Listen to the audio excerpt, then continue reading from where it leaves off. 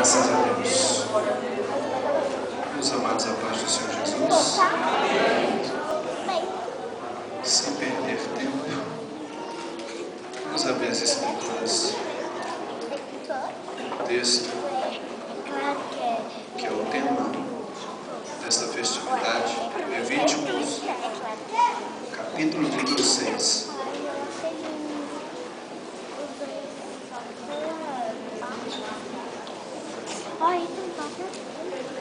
Livro de Levíticos, capítulo de número 6. Vamos ler o verso 13. Eu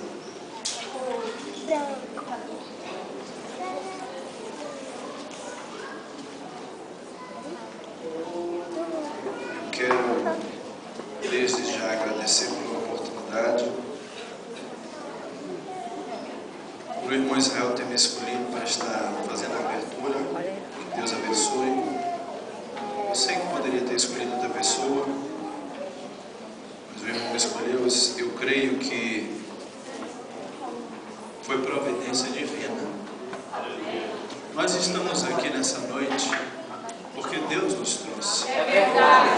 O salmista diz: se não fora Israel, o Senhor, o inimigo teria nos engolido vivos. Se você está aqui nessa noite, foi porque Deus permitiu você estar. O verso 13 diz assim: o fogo arderá continuamente sobre o altar, jamais deverá se apagar. Podem sentar.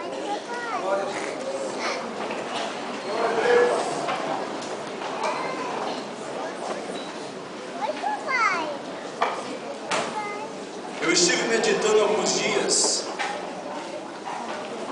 dentro desse texto e dentro desta temática, pedindo a Deus que me desse uma palavra ao coração dos irmãos.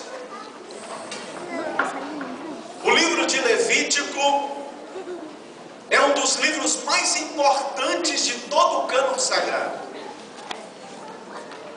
Haja visto que no Novo Testamento mais de 180 vezes é mencionado o livro de Levítico. Jesus, por várias vezes, ele cita o livro de Levítico. Cerca de 70 vezes. Porque é um livro muito importante. E as crianças judias, quando iam aprender sobre a Torá na sua época, na infância, o primeiro livro a aprender era o livro de Levítico. Nele está embutido toda a lei que Deus queria ao seu povo. O livro de Levítico, ele nos traz a ciência de como se aproximar do Deus Todo-Poderoso, Criador dos céus e da terra.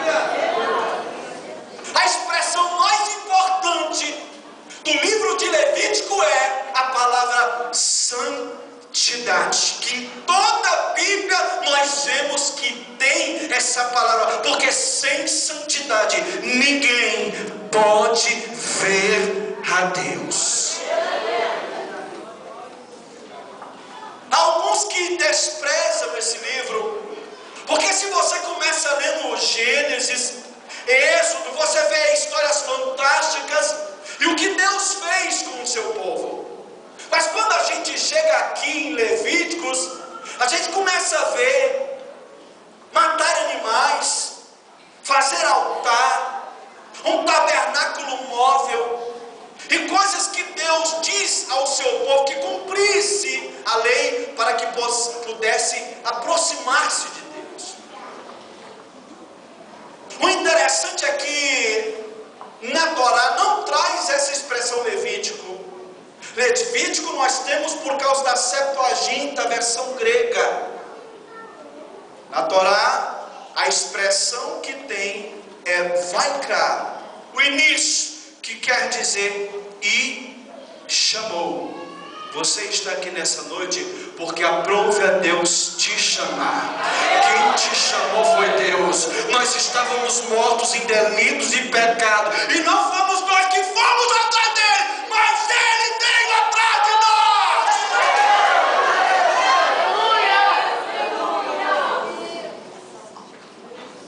Deus é que vai atrás do homem pecador. Ele vai atrás porque ele é que tem o desejo de se aproximar de mim e de você.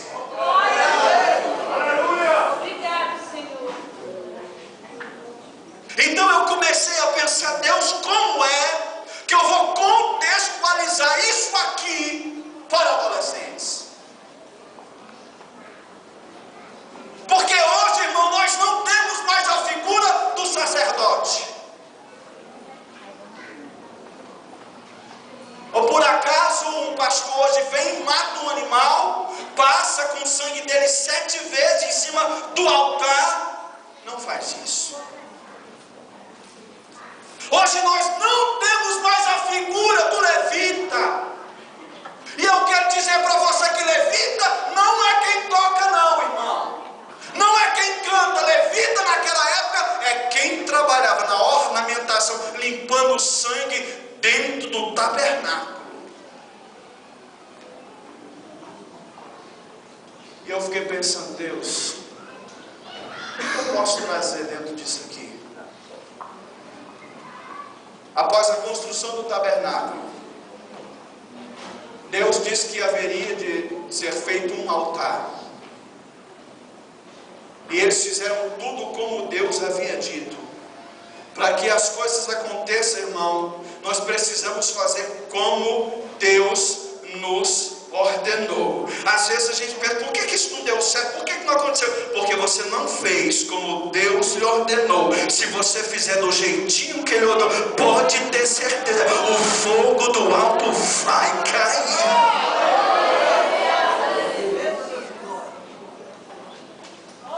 Eles fizeram todos os preparativos.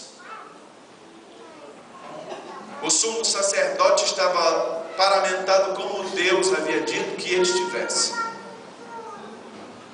E no dia da apresentação, da inauguração do tabernáculo, o próprio Deus, no capítulo 9 você vê isso, o verso 24. Deus aceitou o holocausto feito por eles.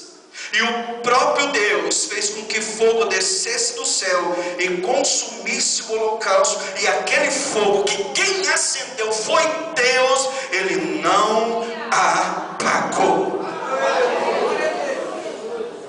É esse fogo aqui que Deus estava dizendo. Porque quem tinha acendido o fogo não tinha sido o homem. Eu quero dizer uma coisa aqui nesta noite. Eu não tenho capacidade de meter fogo na igreja. Eu não tenho condições de meter fogo na igreja. Só quem pode meter fogo na igreja é o Deus dos céus, que é fogo e fogo puro, irmão. Fogo sem mistura. O fogo desceu porque Deus colocou aquele fogo lá. E por isso o povo se dobrou. E sabia que aquele fogo tinha vindo da parte de Deus. Porque quando o homem quer meter fogo na igreja, acontece o que aconteceu com Nadab e Abiú. Eles foram colocar um fogo lá que não era o fogo que Deus tinha acendido. O que aconteceu? Os dois foram consumidos pelo fogo de Deus. Quando o homem coloca um fogo que não é de Deus, irmão, Deus não aceita aquele fogo. Mas se for o fogo de Deus, o fogo do altar de Deus, o homem muda, é transformado, é totalmente mudado. Você lembra de Isaías? A Bíblia diz que os serafins pegaram uma brasa, com a tenaz do altar de Deus, e vieram com essa tenaz e queimaram os lábios de Isaías, e desde aquele dia nunca mais ele foi o mesmo. Porque quando o fogo de Deus vem, o homem muda, irmão.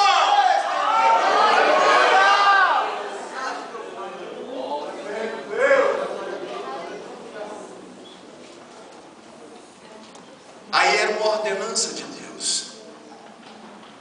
Este fogo que eu estou acendendo aí, neste tabernáculo móvel, aonde vocês forem, vocês devem conservá-lo.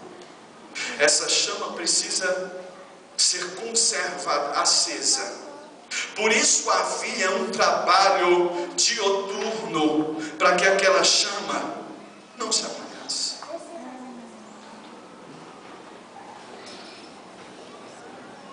E a gente vê, irmão, que as coisas que ocorreram e que nos traz à mente algumas leis de Deus nesse livro, elas não fogem do Novo Testamento. A palavra sacrifício, que por várias vezes a gente vê no livro de Levíticos, ela é muito citada no Novo Testamento. O livro de Levítico é um livro cristão, sim. Porque o que temos de base em cristianismo, nós podemos tirar daqui. Não a matança de animais, não a apresentação diante de um sacerdote que tinha que rogar a Deus pelo povo, mas ele prefigura todo o sacrifício de Cristo Jesus por mim e por você. Tudo que Jesus fez, ele fez baseado aqui. Você lembra que quando Jesus ele encontrou com o leproso, e Marcos diz que Jesus, descendo do monte, veio um leproso e o adorou. Antes de ele pedir qualquer coisa, antes de ele falar qualquer coisa, aqui está o segredo: ele o adorou, ele se prostrou diante de Deus e disse: tu quiseres, tu podes tornar-me limpo. E aquela adoração foi tão maravilhosa, irmão, que Jesus disse: claro que eu quero. Jesus quebra toda a regra e toca no leproso. Ele não deu uma palavra, mas ele tocou e disse: eu quero ser limpo. E o texto diz imediatamente, porque o nosso Deus é um Deus, irmão, que se quiser te abençoar é agora, ele não deixa para amanhã. Imediatamente aquele homem foi curado. Aí Jesus, cumprindo a lei, ele diz: agora você vai e se apresenta a o sacerdote. Por que Jesus está dizendo isso? O sacerdote, irmão, era a pessoa que diagnosticava a lepra. Quando a pessoa estava leprosa, ela ia ao sacerdote, e depois de ter feito o exame e perceber que aquilo era o sarate, que é a palavra lepra em hebraico, ele dizia: você agora tem que ficar fora do arraial. Você tem que sair fora do convívio de tudo e de todos. Você vai ser um corpo morto, humano, vivo, mas você vai se decompor. Não tem mais jeito para você. Agora você vai embora e você vai lá para o leprosário. Quando Jesus disse: vai, te apresenta para o sacerdote, você sabe o que Jesus estava dizendo? Jesus estava dizendo, ele disse que não tinha mais jeito para você. Ele disse que na sua vida não tinha mais jeito. Ele tinha diagnosticado que você ia morrer, que você ia se decompor, você ia ser um defunto ambulante, mas vai lá mostrar para ele que tem Deus nessa terra que cura.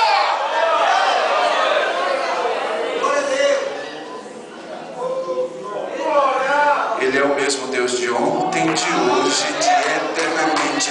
Como o escritor aos Hebreus, ele disse isso, ele estava falando disso aqui.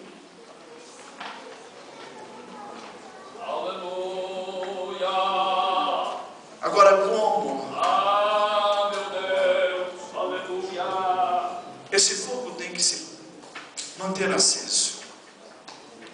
Se hoje nós não temos mais o tabernáculo, se hoje nós não temos mais o altar, se hoje não há sacrifício de animais, não tem mais o bode, não tem mais a ovelha para sacrificar. E o escritor aos Hebreus disse: se o sangue de touros podia naquela época justificar o homem. Imagina o sangue de Jesus Cristo, um sangue limpo, um sangue puro, um sangue sem pecado, um sangue inocente. O que é que ele não pode fazer? E Jesus, ele foi levado ao matadouro como uma ovelha muda. Você sabe que quando se matava o bode, no dia do Yom Kippur, que era o dia do perdão, matava de 2 bodes. Um bode era sacrificado para Deus, que era o bode expiatório. O outro bode era o bode emissário, que era esse bode era chamado de Azazel, que era o bode que ia ao deserto. Aquele bode que ia morrer, ele dava um escândalo grande. Ele tinha que ser pego pelos chifres e os sacerdotes tinham que furar em um ponto letal para que ele parasse de se mover. Mas quando era uma ovelha, a ovelha não fazia nada. A ovelha não reclamava, a ovelha não murmurava, ela apenas era levada. E a única coisa que a ovelha fazia, sabe o que era, irmão? Ela chorava.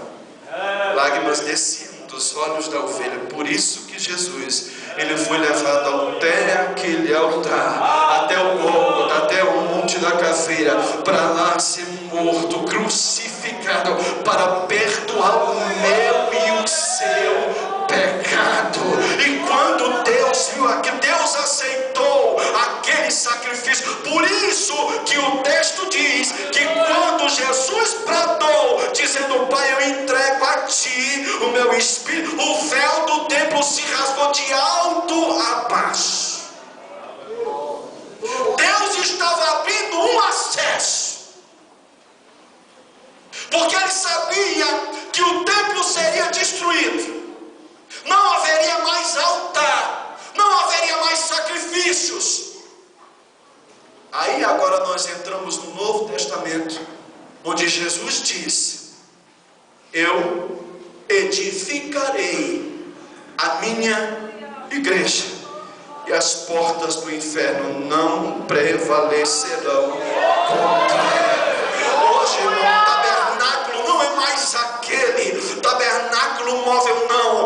O tabernáculo é eu e você. Nós somos o tabernáculo de Deus. O altar onde o fogo se manifesta é o meu e o seu coração. É aqui que nós fazemos o culto. É aqui que Deus se manifesta e mostra para o mundo que Ele é Deus. Aleluia! E eu fiquei pensando esses dias, quando o apóstolo Paulo escreve aos Romanos no capítulo 12 e diz que nós devemos apresentar-nos a Deus, o nosso culto racional. E Paulo disse: não vos conformeis com o tempo presente.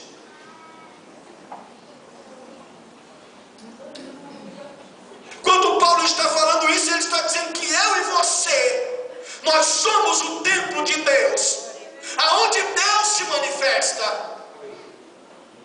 E eu quero te dizer uma coisa nessa noite: a igreja não é isso aqui, irmão. A igreja não é isso aqui. A igreja é eu e você. Aonde nós somos igreja. Aonde nós somos, a palavra que Jesus diz que as portas do inferno não prevaleceria contra a igreja. Não é contra o templo aqui, não. É contra eu e você.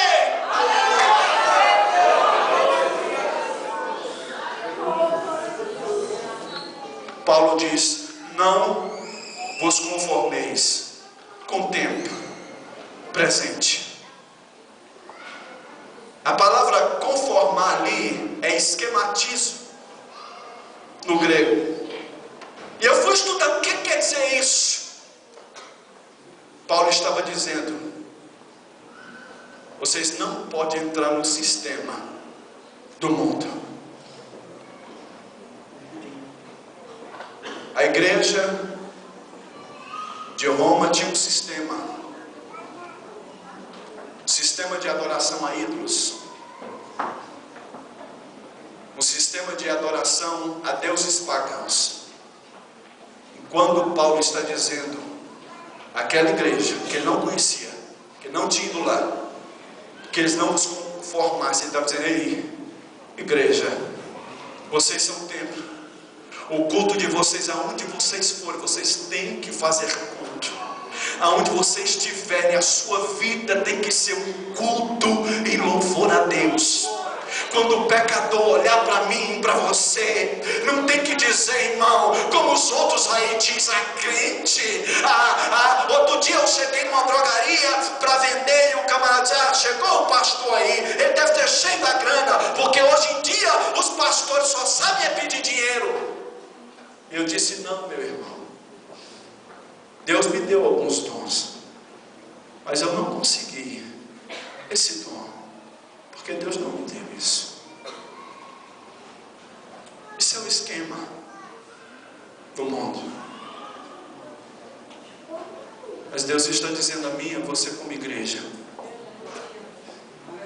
nós temos que ser um templo aonde a gente for. Aonde eu e você entrar, as pessoas têm que saber que existe um Deus diferente, que habita em homens de carne e osso, mas homens santificados, separados, homens cheios de Deus. E aonde você vai, a palavra que sai da sua boca, ela produz fruto, porque Deus habita dentro de você. Será que Deus habita dentro de você, irmão? Será que Deus... Então você não vai entrar no esquema do mundo.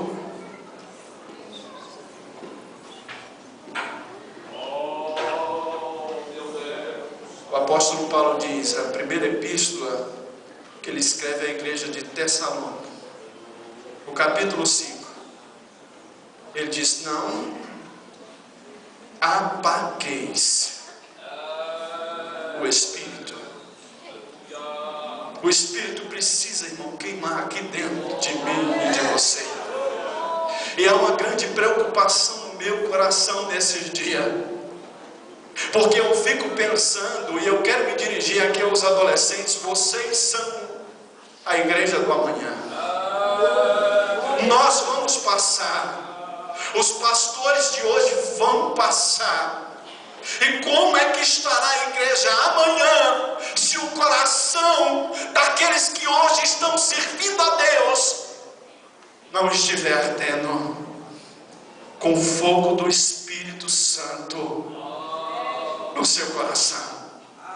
Não adianta eu pregar para você aqui, você pular, sapatear, relampear e pegar fogo, e depois você sair lá fora e nada mudar na sua vida. Não adianta. Aqui na igreja pular, falar em língua, e quando chegar no colégio ser outra coisa diferente. Não adianta. Isso não resolve, irmão. Nós precisamos ser um tabernáculo de Deus, aonde a gente for, as pessoas saberem: olha, eu sei que tem crente assim, mas aquele ali não, aquele é diferente. Deus fala, quando ele abre a boca, Deus fala através da vida dele, porque o coração dele queima com fogo.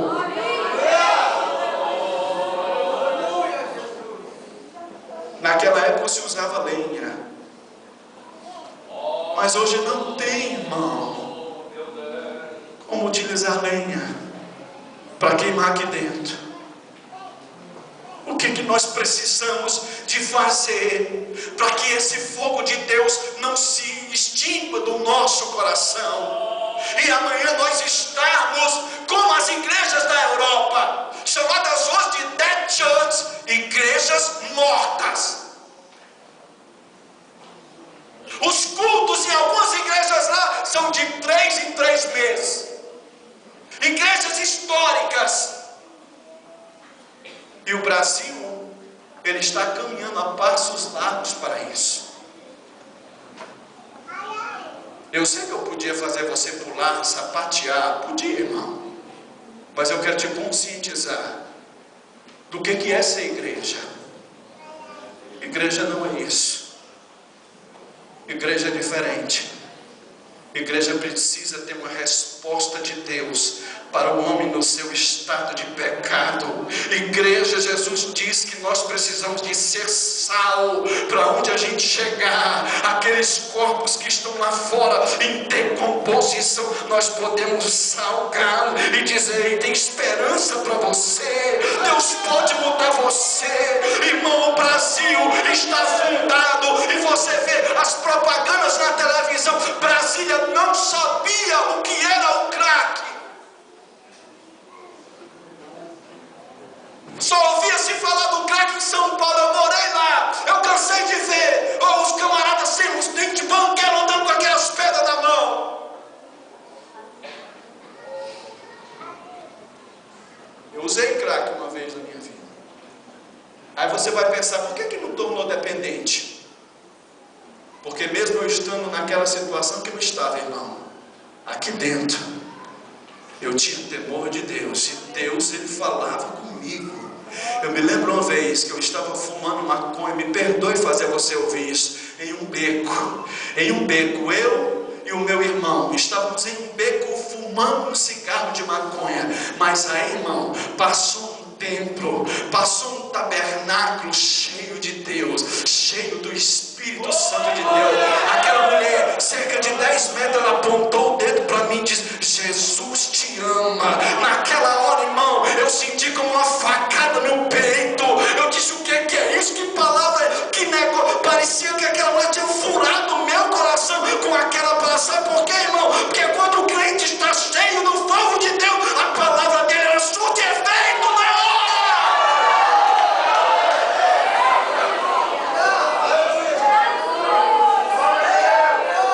Quando eu aceitei Jesus como Senhor e Salvador, aquela mulher foi uma das que me ajudou no meu processo de libertação. E aquela palavra daquela mulher foi tão poderosa, que às vezes essa mulher estava andando na rua, irmão Luzimar, eu nunca me esqueço disso. E eu andava atrás dela, me perdoe te fazer ouvir, doidão, irmão, eu andava, mas aquela mulher andava cantando o sino da harpa, e eu falava: que é isso que essa mulher tem? Que alegria é essa? Que negócio, eu queria tanto sentir isso, e hoje eu sei que aquilo era o Espírito Santo de Deus, irmão.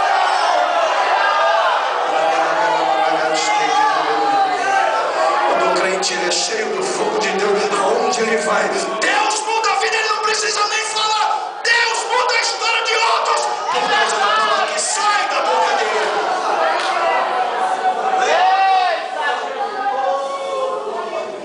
Brasília não tinha noção do que era. Aí agora a gente vê aí as propagandas: cuidado com crack, cuidado, não use a primeira. Sabe por quê, irmão? Ele sabe que é um caos. Depois que entra nessa, só Deus para sair. E eu sei que é aí que a igreja vai se manifestar, irmão. Porque o governo está brigando, muita gente querendo botar a igreja em panos largos. Mas Deus vai mostrar quem é a igreja nessa última hora. Deus vai começar a libertar dentro da igreja, eu creio. Porque Deus fez isso comigo.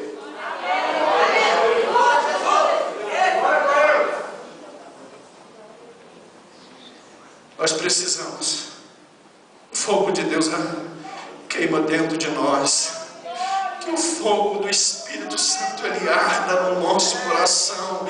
E o fogo só pode arder no coração de crente que tem a palavra de Deus no seu coração.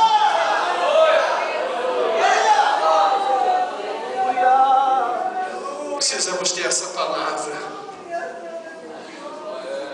Precisamos ter essa palavra. Eu sei que tem muita gente que diz: vai estudar teologia, vai desviar conversa fiada. Se vocês tiverem a oportunidade de estudar as Escrituras, estude mesmo.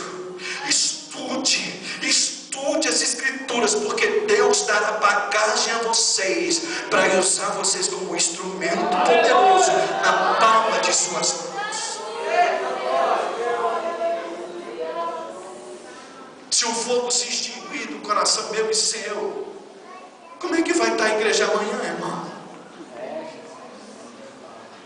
Uma igreja onde 2 pastores é o marido e a mulher. Joaquim Barbosa já liberou. E agora os cartórios são obrigados, se não fizer o casamento, vão ter que fechar os cartórios. E você sabe que isso é uma jogada. E o próximo passo vai ser aonde? A igreja. Aí você vai me dizer, não, mas a igreja tem um estatuto, está amarrado, não tem como entrar. Mas eles estão querendo mudar a Constituição, porque o próximo passo é atingir a igreja. Sempre Satanás, ele quis atingir a igreja. E o diabo sabe que nada pode parar a igreja. Ninguém pode parar. Luta não para crente. Luta que faz crente entrar dentro do fogo. Deixa mais ele cheio de Deus. Mas se o pecado foi implantado dentro da igreja, a igreja morre. As igrejas históricas da Europa, os irmãos sabem que lá tem até fumódromo. O camarada assiste um culto e ele sai um momentinho para ir lá fora fumar um charuto, fumar um cigarro, porque o pecado já tomou conta, irmão. Mas eu quero crer que essa palavra que foi dada nessa festividade não é à toa. Deus vai fazer o coração de crente queimar, arder, ser inflamado, ser impactado com a sua glória. Mas Deus vai levantar jovens, adolescentes, cheios da palavra.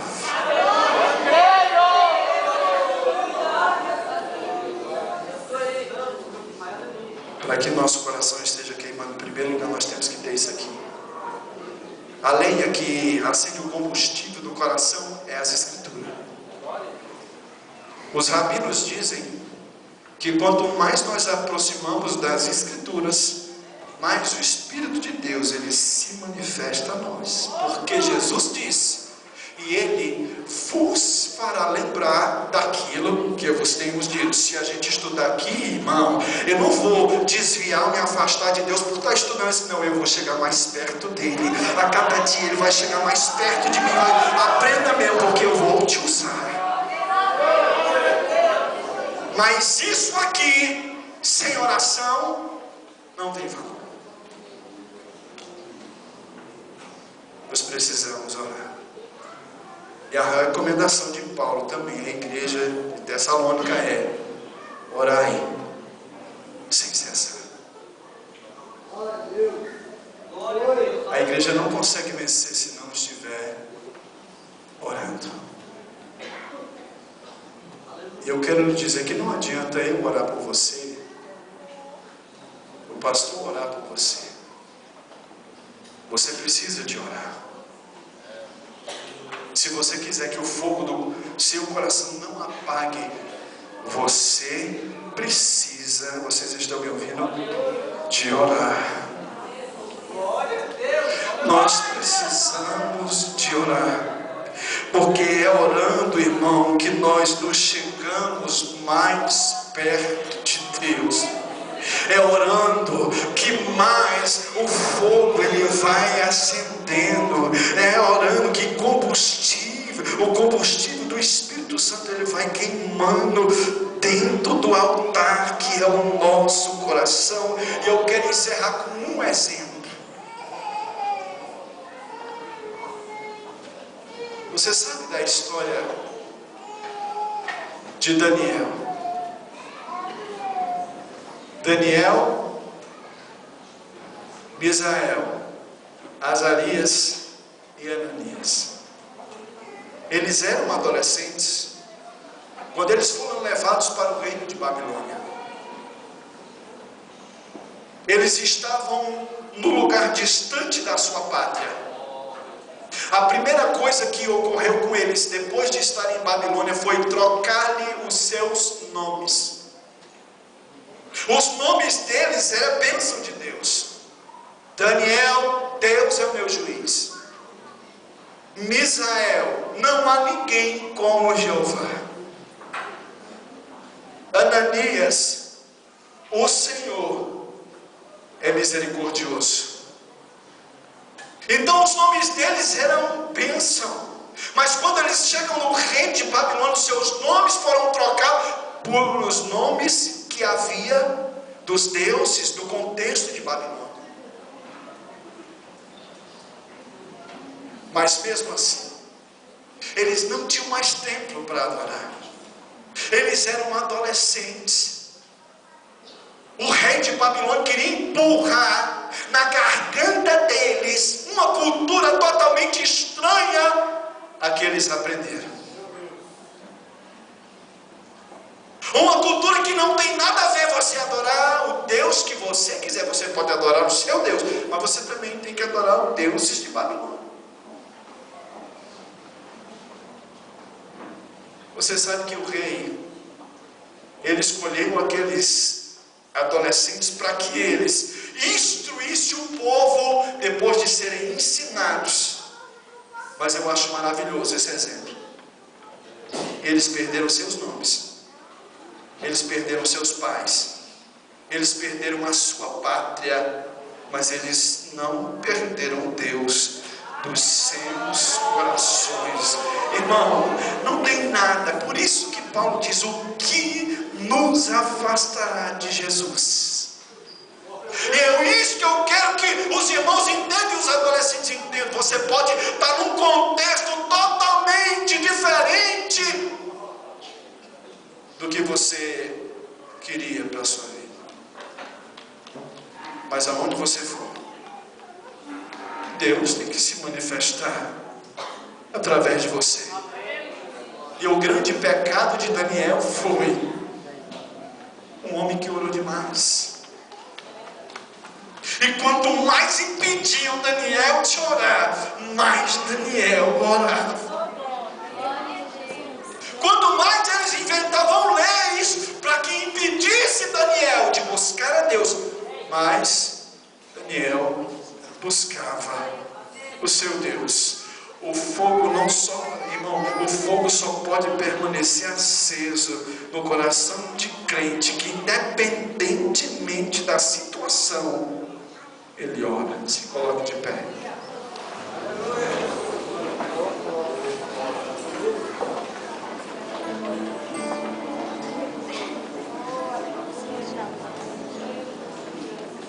Você é a igreja do amanhã. Hoje a gente não vê mais jovens. É tanta coisa que acontece. É raro você ver algum jovem com um desejo de ser instrumento de Deus como eram aqueles. Irmão, e quanto mais o reino de Babilônia batia desses 4 homens, mais Deus exaltava eles. Deus colocou ele em posições grandes em todo o reino. Deus quer nos colocar em lugares altos, mas nós precisamos não deixar que apague esse fogo. Ei, irmão, o difícil hoje não é ser crente, o difícil hoje é ser igreja. Eu sou igreja onde eu for. Eu sei que aqui dentro tem um altar,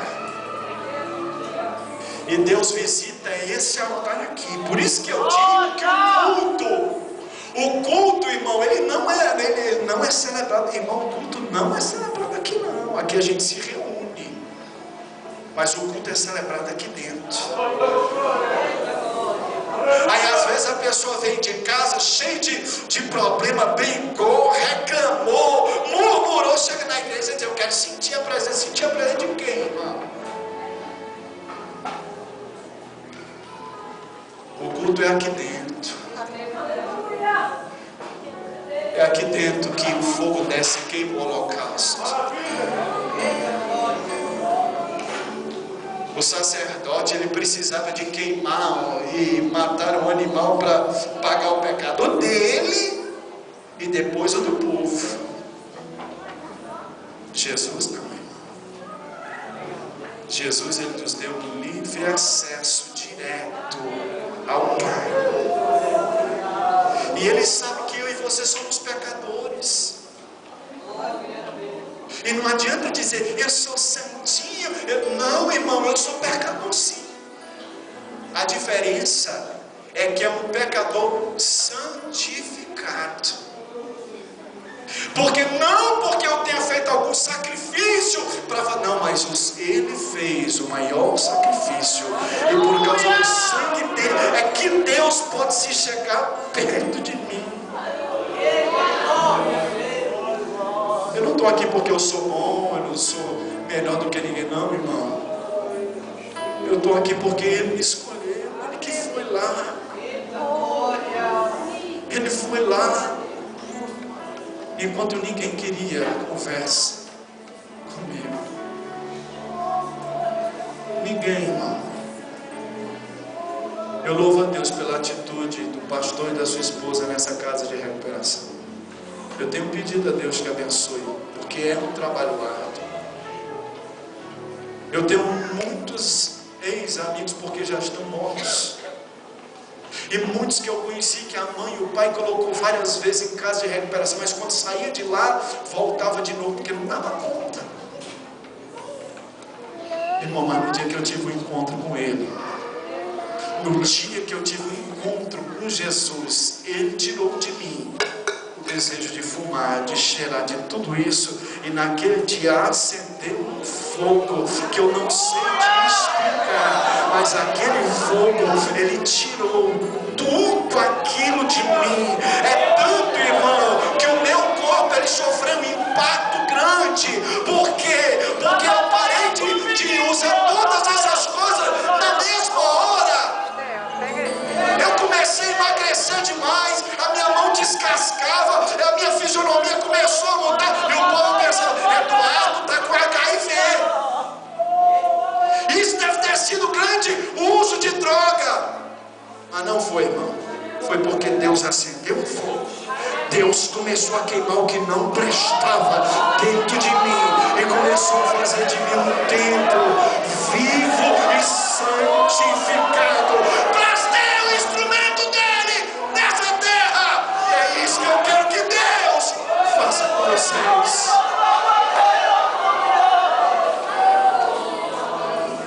Põe a mão no seu coração. Oh Deus, eu preguei a tua palavra aqui nessa noite. Eu sei que aqui está cheio de tabernáculos, ó Deus, e cada um deles são conhecidos pelo Senhor. Esta festa é na direção dos adolescentes. Ó Deus, tu sabe que eles são a igreja do amanhã. E não adianta eu emocionar ninguém, não adianta eu lançar uma profecia da minha própria vontade, não. Mas se tu quiser, ó Deus, tu pode mandar fogo e o coração deles arder pelo desejo de fazer a tua vontade. E se o Senhor tem escolhidos aqui no meio desses adolescentes, eu te peço, ó Deus, meu Senhor, como essa manifestar a tua glória no meio deles, meu Senhor, nessa última hora, nos ajuda a entender o que é ser igreja, o que é ser povo santo, sacerdócio real, nação eleita do Senhor. Nos ajuda, meu Senhor, não só com palavras, mas com atitude, fazer com que vidas rendam-se aos seus pés e reconheça que tu és o único e verdadeiro Deus. Abençoa, meu Deus, este povo que me ouviu, e que o fogo do teu Espírito arda da mesma maneira que ardeu no coração daqueles homens que encontraram contigo no caminho de Emaús. Faz isso e glorifica o teu nome. Assim eu te agradeço, no nome de Jesus. Amém.